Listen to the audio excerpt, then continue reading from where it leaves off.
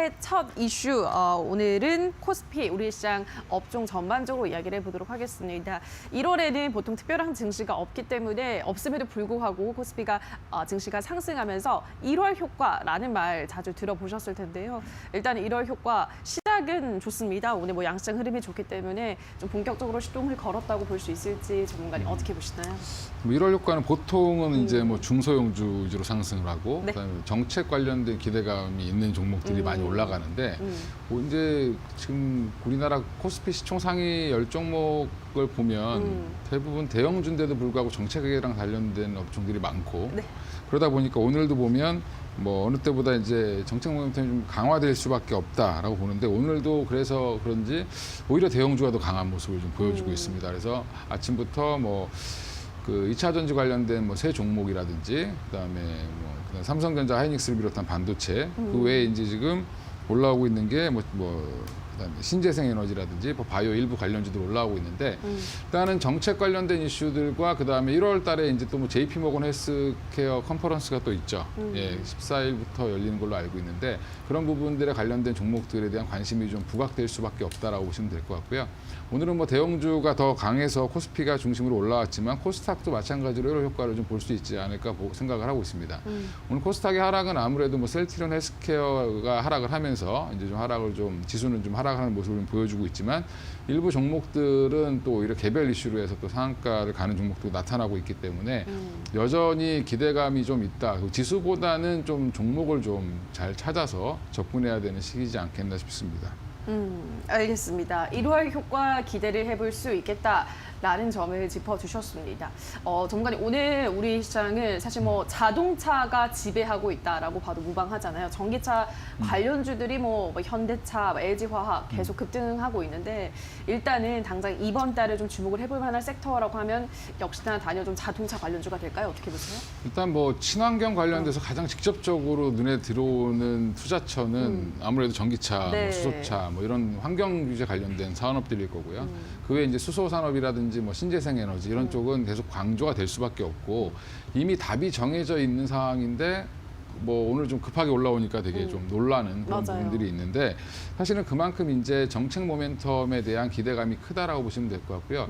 이 정책이 단순히 뭐 국내 정부만 해당되는 게 아니라 전 세계적인 정책이기 때문에 그렇죠. 올해부터는 본격적으로 자금이 집행되는 과정에서 투자가 더 활발하게 일어날 수 있는 분야다라고 생각을 하면 뭐 오늘 이렇게 시작하는 게 강한 모습이 나오는 것도 어찌 보면 좀 당연한 일이 아닌가라고 생각을 하고 할 수 있습니다. 알겠습니다. 일단 당분간 더 상승세도 기대를 할 수 있다는 말이시겠죠.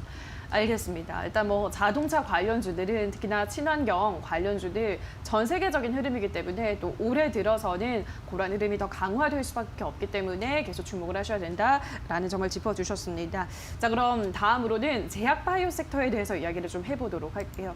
제약바이오 섹터는 올 한 해 기대되는 섹터로 전문가들이 많이 꼽는 그런 섹터 중 하나인데 사실 뭐 전문가님 제약바이오주는 늘 기대되는 매해 섹터로 꼽히는 것 같아요. 그만큼 항상 좀 기대감이 있는 섹터고 특히나 작년에는 코로나 수혜로 뭐 진단키트, 백신 치료제 관련주들 많이 올랐는데 또 연초에 이 제약바이오주가 주가 잘 올라간다는 그런 통계가 있더라고요. 그러면은 이번 달, 올 초에도 좀 주목을 해봐야 될까요, 전문가님? 제약바이오가 좀 본격적으로 주목받았던 시기를 보면 한 2015년 네. 정도부터라고 보시면 되는데 2015년부터 20년까지 평균적으로 지금 한 7.3% 정도 제약바이오 섹터가 올랐습니다. 그러니까 1월 달에. 그러니까 결국에는 같은 기간에 이제 코스피가 한 5.7%, 뭐 코스닥이 한 3.5%가 대비해서 또 상회를 했습니다. 그러니까 뭐 항상 지수보다는 좀 더 올랐다라고 보시면 되는데 뭐 여러 가지 이유가 있지만 사실은 뭐 코스닥 기업들이 이제 대부분 코스닥 바이오 기업들이 좀 많이 차지하고 있죠. 코스닥 시총 상위 종목들 중에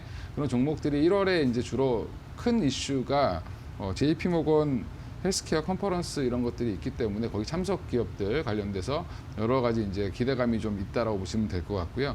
그리고 이제 뭐 흔히들 그냥 제가 한 5, 6년 이렇게 본 결과로는 좀 추워질 때는 제약바이오가 좀 좋고 좀 더워지기 시작하면 제약바이오가 좀 쉬는 그런 모습을 많이 보여줬기 때문에 특히 이제 연초 1월부터 한 3월까지의 이제 이런 그 기대감들이 계속 좀 있다라고 보시면 될 것 같습니다. 그래서 이번에도 뭐 참여 기업들이 여러 개가 이제 좀 뭐 발표가 됐는데 물론 아직까지는 확정된 건 아니지만 뭐 큰 기업으로는 삼성바이오로직스라든지 뭐 한미약품, 뭐 제넥신 휴재 같은 기업들이 있고요. 뭐 그 외에도 매드팩토라든지 셀리버리, 뭐 오스코텍, 뭐 지노맨 컴퍼니 이런 기업들이 쭉 있는데 특히 오늘 같은 경우 좀 앞타바이오라는 종목이 상한가를 가면서 역시 그 삼석 기업 중에 하나였는데 이런 기대감들이 좀 높아지고 있는 상황이지 않겠나 싶습니다. 그래서 뭐 지금 뭐 검색해 보시면 그런 삼석 기업들 쭉 나오니까 근데 접근할 때 좀 조심하셔야 될 거는 단순히 참석한다고 해서 무조건 주가가 올라간다라기보다는 그 안에서 어떤 내용을 발표하고 뭐 요즘 바이오 시장에서 어떤 것들이 트렌드인지를 좀 살펴보시고 접근하시는 게 맞을 것 같고요.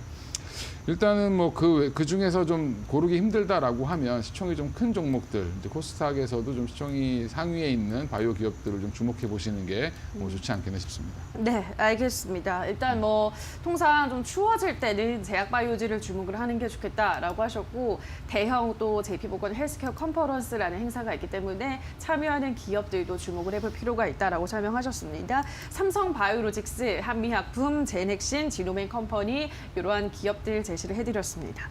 일단은 그러니까 제약바이오주는 이번 달 1월에는 계속 좀 예의주시하셔야 될 것 같은데 오늘 특히 그 셀트리온 그룹주들을 보면 많이 떨어지고 있어요. 종목간에. 셀트리온 그룹주들은 어떻게 보세요? 근데 뭐 지금 이제 좀 많이 기다려야 되죠. 이제 지난주에 신청을 했는데 결국엔 지금은 항체 치료제에 대한 기대감이 주가를 올렸는데 뭐 이게 식약처에서 40일 이내에 허가를 하기 때문에 사실은 이게 10일 만에 나올지 20일 만에 나올지 모르는 상황이고 네. 그러면 빠르면 이번 달 중에 나올 거고 늦으면 2월 초에 나올 걸로 예상을 하고 있는데 그 시점까지는 계속 위아래로 좀 흔드는 모습이 나오지 않겠나 싶고요. 만약에 이제 그 뉴스가 발표돼서 뭐 확정이 된다, 뭐 이제 임상 신청한 게 허가가 나서 뭐 임시 사용 승인이 긴급 사용 승인이 된다라고 하면 뭐 그때가 아마 단기 고점을 한번 형성하지 않겠나 싶고 그 뒤에는 이제 추가적인 상승이 나오기 위해서는 뭐 실적이라든지 아니면 뭐 다른 나라의 이제 이 치료제를 뭐 판매했다는 계약건이라든지 이런 것들이 나오면 다시 한번 재상승할 가능성이 높지 않겠나 싶습니다. 알겠습니다. 일단은 승인이 날지 그 여부를 그 기점으로 또 고점 형성 가능성이 있기 때문에 일단 이슈가 나올 때까지 또 기다리셔야 될 것 같다라고 하셨습니다. 제약바이오주 이야기를 해봤고 앞서 저희가 첫 번째 이슈로 뭐 전기차, 자동차, 친환경 관련주 얘기를 했는데 현대차가 지금 워낙에 잘 가서 현대차도 좀 관련 질문을 해볼게요. 오늘 20만 원을 돌파했잖아요. 옛날에 전문가님 한번 저한테 이제 현대차는 갖고 있으면 20만 원 무조건 오를 텐데 뭐 이렇게 걱정하는지 모르겠다. 지지부진할 때 항상 그 얘기를 하셨거든요. 20만 원을 새해 첫날부터 뚫어냈습니다. 올해 어디까지 더 열어둘까요, 전문가님? 현재 대형주의 상승 흐름을 좀 보실 필요가 있는데 단순히 이제 뭐 그 계산적인 것보다 실전에서 보면 6만 전자라고 놀리던 삼성전자가 순식간에 2만 원 그러니까요. 이상을 올라갔죠. 이제 결국엔 대형주가 한번 상승 흐름을 탈 때 좀 강한 모습을 좀 보여주고 있고 그 이유는 이제 기관이나 외국인들이나 개인이나 사고 싶은 마음은 다 똑같다라는 점에서 한꺼번에 몰리죠. 근데 이제 단순히 이제 현대차를 보면 고점이 한 27만 2,500원, 2000년대 그 2012년으로 기억을 하고 있는데 네. 그때를 2012년. 그 고점을 충분히 돌파하지 않겠나 싶고요. 그래요. 그때는 단순히 이제 미국에서 뭐 MS가 한 10%까지 현대기아차 합쳐서 올라갔다는 이유로 올라갔고 그때 상승 이유를 보면 대부분 다 뭐 일본의 그 당시 지진도 있었고요. 뭐 도요타의 리콜 문제도 있었고 이런 것들이 겹치면서 반사 이익을 봤다라고 보면 지금은 그거보다는 근본적으로 뭐 여러 모델들이 잘 팔리고 있고 네. 그리고 이제 펀더멘탈 작년 실적도 보면 뭐 어떤 그 메이커들보다도 좋은 실적을 거두었기 때문에 사실 올해는 더 약진할 수 있는 그런 기대감이 충분히 있다라고 보시면 될 것 같고요. 특히 이제 뭐 이제 전기차 관련된 EGMP 관련된 것도 이제 본격적으로 시작을 하고 이제 모델도 여러 가지가 이제 전기차 모델에 관련된 아이오닉이 뭐 제네시스 같이 이제 특화된 브랜드로 나오기 때문에 그렇죠. 그거에 대한 기대감은 여전히 있고요. 이제 나중에 결국엔 주가의 조정이 나올 수 있는 거는 경쟁이 심화되면서 어떻게 될 것이냐.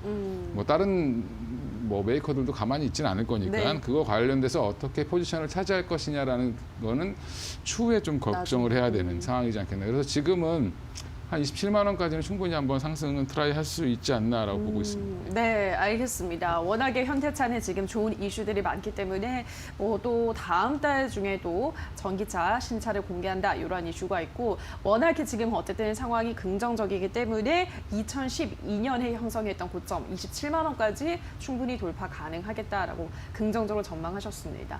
현대차의 흐름도 계속 지켜보셔야 될 것 같습니다. 자, 여기까지 일단 새해 어떤 섹터 섹터들 또 어떤 종목들 주목해보면 좋을지 이야기를 나눠봤습니다. 자, 오늘은 메리츠증권의 이권희 차장과 함께했습니다. 전문가님 고맙습니다. 네, 감사합니다.